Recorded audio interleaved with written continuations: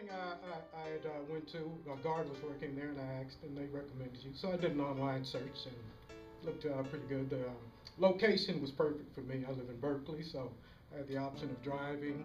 Parking was no problem. How to get a guard card on Google. Okay. And this popped up, and I really liked how you guys had the discounted packages. Retired military, and I deal with a veteran association. Basically, they link me up with LPG. Oh, okay. Who was that? Sword supply shares.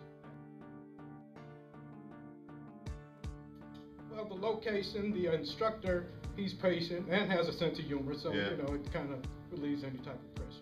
That's good. So far. The test. Yeah. The instructor is really good. Yeah. Yeah, very interactive. Excellent. Excellent. Definitely the hands-on is really good information I got yesterday. I like the situations, what would you do, and how they help you to look professional all the time.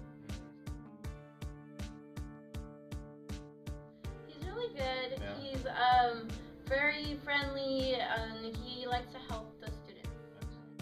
Yeah. Yeah, very interactive. Excellent. Excellent. Well, the location, the instructor, he's patient and has a sense of humor, so Yeah. you know it kind of relieves any type of pressure.